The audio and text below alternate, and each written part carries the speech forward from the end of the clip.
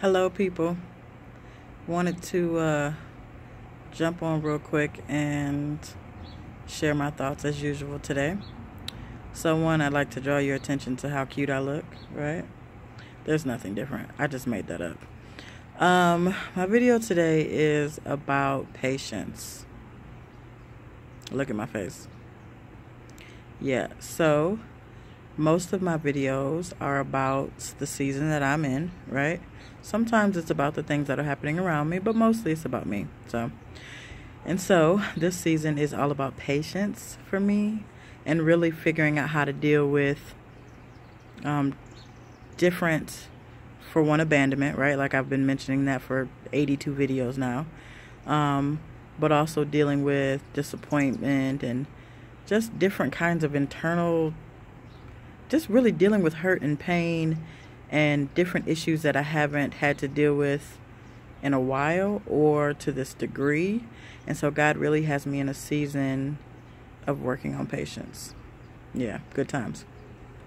So I'm wondering, how do you respond when the answer is not yet, right? How do you respond when you know something is coming, but it is not here yet, right? Look at that fly. Do you see that fly? I'm sorry. I just had to be random for like 2 seconds. It's gone. Okay, well, let me just say the flies are unbelievable. I am sitting outside with the fly swatter. Outside with the fly swatter? Aren't those supposed to be in? Okay. Anyway, so I just want you to think for a second about how you respond when you're not getting your way and you have to exercise patience, when the answer is no or not yet, or when you know if something is going to eventually happen, the blessing is eventually going to come, but it is not here yet. Are you grumpy? Are you moody? Are you impatient? Well, of course you're impatient. Are you childish? What is your typical response, right? And the reason why I'm talking about this is because whatever you're reaching for, right? For me, I'm working on dealing with abandonment issues, and I'm always pursuing wholeness, right? But maybe it's, building a business. Maybe it's working on parenting. Maybe it's a relationship. Maybe it's money. Whatever it is that you're working on, I can bet you it's going to cost you patience. It is going to require patience, right? So I want you to pay attention to how you respond when you're not getting what you want. For me, I'm a bit dramatic. It's sad, but it's true. Don't judge me. So I just want to give you maybe 3 or 4 things that might be helpful to you, that have been helpful to me in this season of trying to exercise some patience. So mostly gaining patience is about perspective. Above everything else, it's about changing your perspective. Because 9 times out of 10, or at least mostly, your situation is not as bad as it feels, right? So the first thing that I suggest is figuring out, how to build your belief.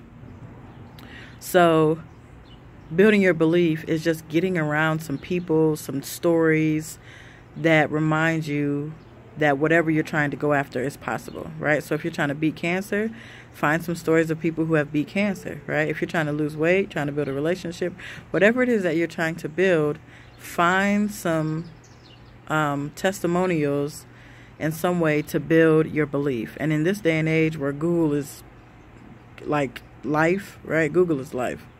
It is easy to get your hands on information. Look at that fly. You see it? I won't do it again. I just want somebody to understand the seriousness of these flies. All right. So the second one that I would suggest that has helped me in terms of learning to be more patient, right? Because it's a process. Is making a list of the positives or things like gratitude lists, right? So if I'm having to exercise patience about building a business or improving my parenting or whatever, I make a list of all the positives. What are the benefits of waiting?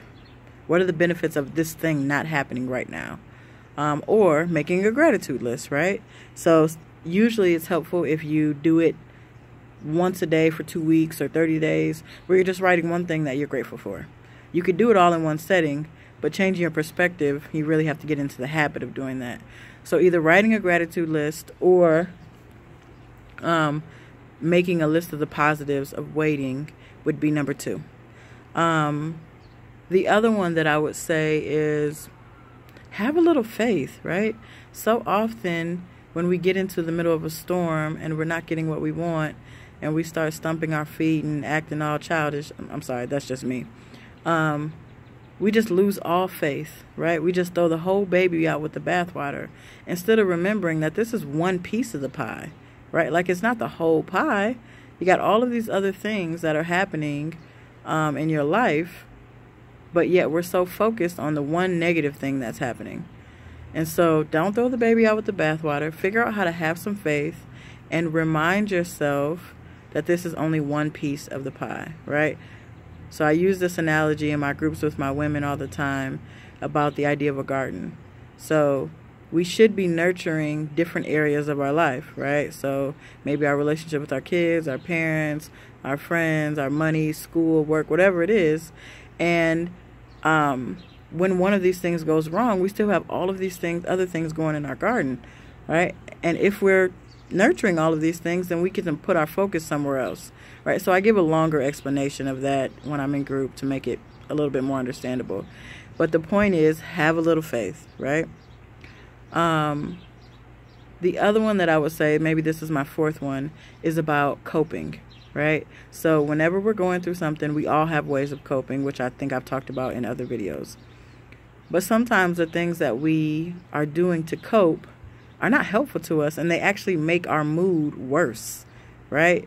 So if my normal way of coping is chocolate, right, or tacos, never mind about tacos, let's just stick to chocolate.